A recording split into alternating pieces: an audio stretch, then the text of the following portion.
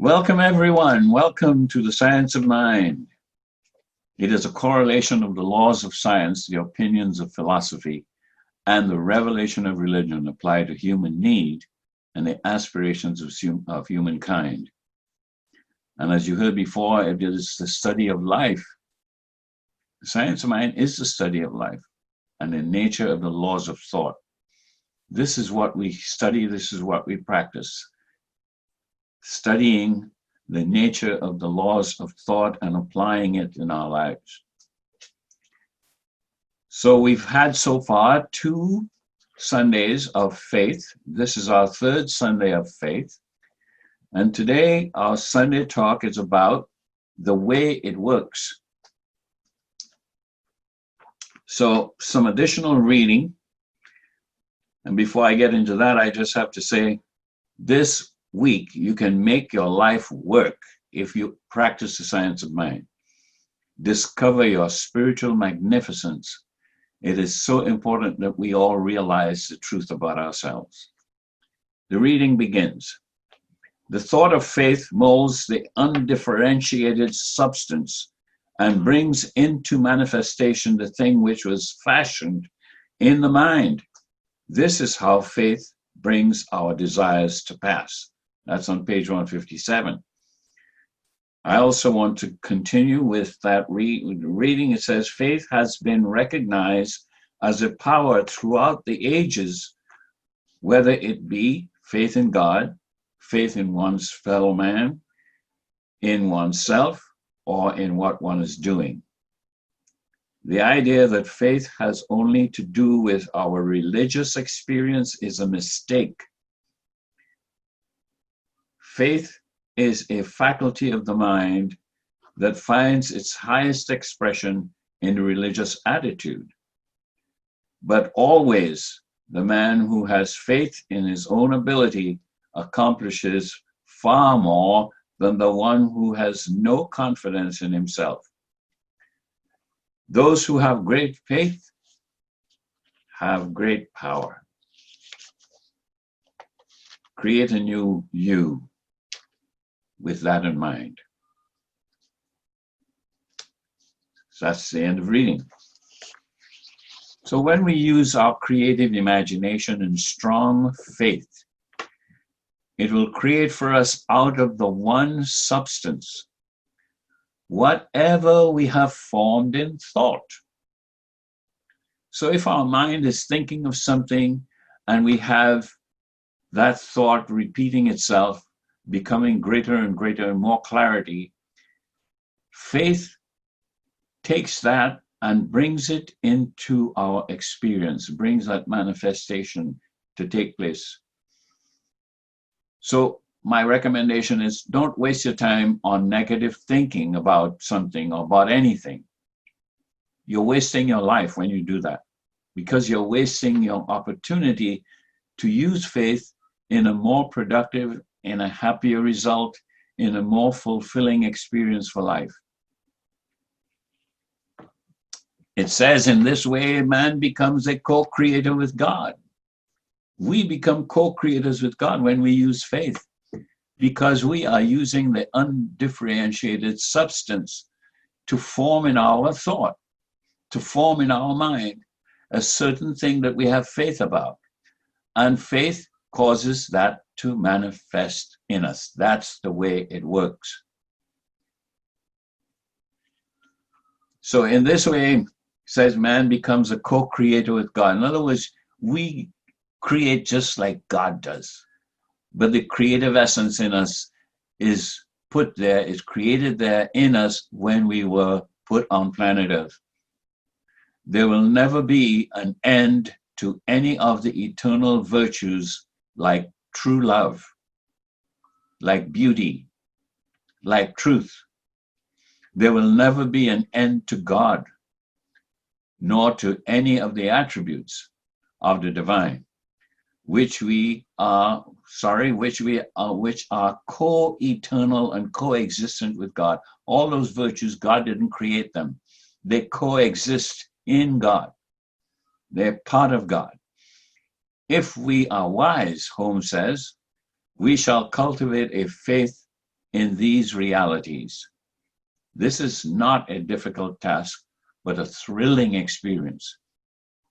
It is true that if you chose to have faith in God, the faith of God, you're going to discover a thrill in life because you would be able to bring into your experience out of the undifferentiated substance, which is just formlessness.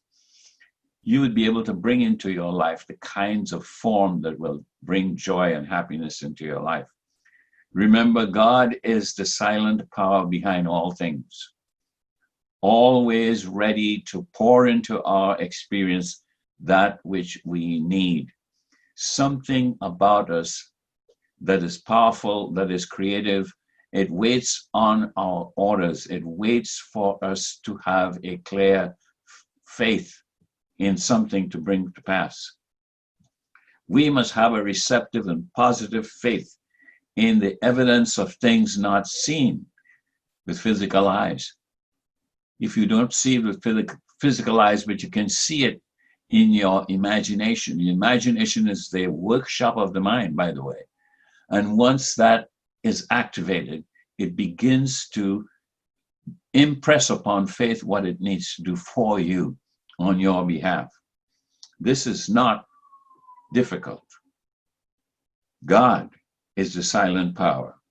We must have a receptive and positive faith. We must be able to trust our faith. If we don't have faith in our faith, the faith in what we believe, we're going to have a problem with manifestation, with happiness, with peace, with fulfillment. All is mind, and we must provide a receptive avenue for that. So, my dear friends, what is it that you really want out of this life? Have you given it a thought? Have you given it some imagination? What is it that you really want out of life? Without contradiction. You know, faith is a conviction where there is no longer any contradiction. So, decide what you really want in life. And if you use this method, it has no choice. It has to be yours. First, we learn what faith is, what it does, what it is, and now we're talking about how it works. It works. Faith. That is the thing that brings experience into our minds, into our lives, into our experience. The way it works is out of the pattern of our thoughts. I'm going to ask you something. If you were to take an inventory at the end of the day of what you had been thinking about most of the day, would you have time to think about love, truth, and beauty? Would you have any space left in your inventory to be able to say, I thought about that too? Something to think about, right? It completely designs a pattern. Faith completely designs a pattern for the outpicturing of our mentality. How would you define your mentality? Have you ever thought about that? Some of us know how to judge others, the mentality of other people. How you define your own mentality. That's what causes the direction of faith, because that becomes a pattern. The pattern of our thoughts set in motion the direction our life is going to take. Are you a hopeful person? Your faith then will create a pattern for outpicturing your hopefulness. Are you a grumpy person? If you are a grumpy person, guess what? Do you have a negative belief about life? about something going on in life, you have a negative belief about that, you know what? That sets a pattern. And there is a faithfully designed pattern to manifest grumpiness and reasons to be grumpy in your life. You get to pick it. If you are usually anxious, are you full of anxiety? Faith will create a pattern for your life to have more anxiety. Because that's the way it works. It works out of the pattern of our thoughts. This is the study of life and the nature of the laws of thought. It is inherent in us to be self-fulfilling, all thoughts. This is how we become what we think about. When you say become what you think about, you know, you bring about what you think about, you bring about. This is the way the principle works. What if we really embrace these truths? These are truths that cannot be broken.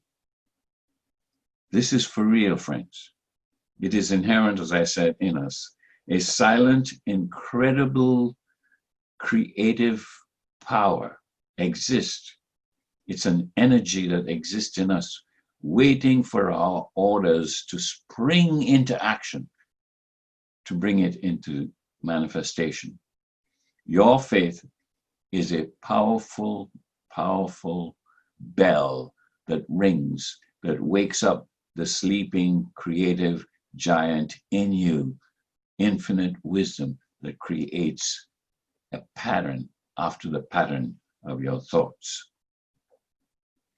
That's when the itch says, I need something to do. If you really are thinking about what you want in life, get busy with it, because faith is ready to design the pattern for you. I'm serious. If you really want something in life, something that's worth your time, you get to judge that, by the way. You could decide to do with your time whatever you want. So if you have something that you feel deserves an effort and it can benefit you and those around you, get busy. Start now to plan it, to think about it, to let that become a pattern. Let that become a way of thinking. And faith will build a pattern to make that happen. It takes the undifferentiated matter, that is the invisible formlessness that's waiting to take form. This is not difficult, Holmes says. He says it's a thrilling experience. The one who has great faith has great power. The one who has faith in his own ability accomplishes far more than those who have no confidence in themselves. The thought of our faith, the thought itself molds our faith and brings forth that. If we allow the world's opinion to control our thinking, guess what? That's what you will experience. Because your thinking establishes the pattern that faith will bring forth for you to have. There will never be an end, as I said before, of truth with a big T, love with a big L, beauty with a big B. There will never be an end to God, nor any of the attributes and virtues of the One. Truth, love, and beauty. Pick something out of those eternal verities and see if there's something you can create out of that. The law of our lives reacts to our spiritual and mental concepts and builds from there. When you're going to start making something happen that's wonderful in your life, that you feel happy and fulfilling. You know, fear is nothing more than a negative use of faith. Fear is the opposite of faith. Fear is faith that you might get what you're afraid of. Fear is faith that what you don't want is going to happen. Think about that. It's the opposite of faith. Fear is faith that what you're afraid of is going to happen. Have faith. Have a faith that lays hold of the integrity of the universe, the beneficence of God, and the unity of all life. That's my recommendation. Have a faith that lays hold of the integrity of the universe, that beneficent presence of God in your life. Dr. Holmes says, we wish a faith based on the knowledge that there is nothing to be afraid of. Faith is the substance of things hoped for. On page 156, you'll see that right there. Remember this, the thought of faith molds from the unformed substance to the form that you are going to have experienced. What you do comes out of what you've been thinking. So what do you find you're thinking of most of the day? What do you think of most of every day? Before you go to bed at night, start doing that, and it'll help you to change the direction, to create a new pattern for faith to fulfill your dreams. As I said before, if you're keeping inventory, would you have room left for love, for peace, for truth, for beauty? I want to invite you right now to take a few minutes to close your eyes, and I will guide you through a blessing for yourself, for your body. Are you ready? Go like this. Okay? Thank you. Close your eyes and silently go over the words that I say. There are many ways to use faith for your personal well-being, both physical and mental. Faith activates the law in the most powerful ways. So in these few minutes, peace be with you. Close your eyes and trust the integrity of the universe, the beneficence of God. Activate your faith now with a healing that is beneficial for your entire body. The glory of my thought, this is what you say to yourself, the glory of my thought makes me immune to negative experiences, even to negative suggestions. The very life of God vitalizes my every organ and tissue in my body. I now have perfect and complete faith in God as my ever-present, present good. My faith fills me and elates my entire being. As my thought relaxes, all the muscles of my body relax. The life of spirit flows through me, and my body responds perfectly to its healing activity. And every function of my body is now brought into perfect action. The infinite life which is within me is now healing me, making me whole after the pattern of an eternal perfection. And so it is.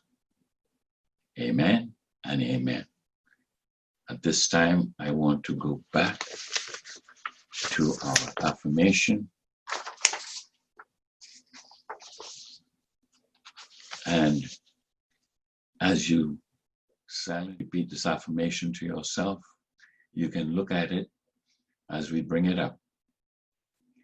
Today, my life and my mind are centered in a deep faith of the love and omnipotent power of that one almighty omnipresence of God right here, right now. My faith grows stronger with each moment in that knowing. I am surrounded by the peace that is inherent within my faith. My life is fulfilling every moment as I grow in conscious awareness of divine love, divine guidance, divine wisdom, and divine intelligence as the heartbeat of my existence on planet Earth. I am thankful that my life is divinely peaceful and happy in all my experiences through this thing called life. And so it is. I thank you for listening and for wanting this to take place in your life. I want it for you, you want it for you, and it's done. And so it is. Namaste.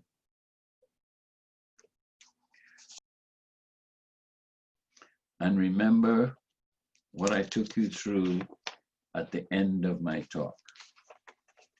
It was like a meditation, but that was our closing prayer. And I'm going to go back there. If you close your eyes, and this would be the treatment for you for the week, maybe for the rest of your life too. You could use this. The glory of my thought makes me immune to negative experiences, even to negative suggestion. The very life of God vitalizes my every organ and tissue in my body. I now have perfect and complete faith in God as my ever-present good. My faith fills me and elates my entire being. As my thought relaxes, all the muscles of my body relax. The life of spirit flows through me, and my body responds perfectly to its healing activity, and every function of my body is now brought into perfect action. The infinite life, which is within me, is now healing me, making me whole after the pattern of an eternal perfection. I believe it, I know it is true, and so it is. Amen. All right, my dear friends, I wish you all the best of the best. And now is our time to invite you to share with us some of your substance so that you can get more substance, because as you give, you receive. We invite you to give to our organization that we might continue this good work. How many people do you know that you would love to have sat through this experience today? It doesn't matter the number. If there's one more, what is the value of one soul? You know, we can't put a price on it, but we can put a price on what we need to reach those people, the material things we need. So thank you for your donation. You can send it to the website.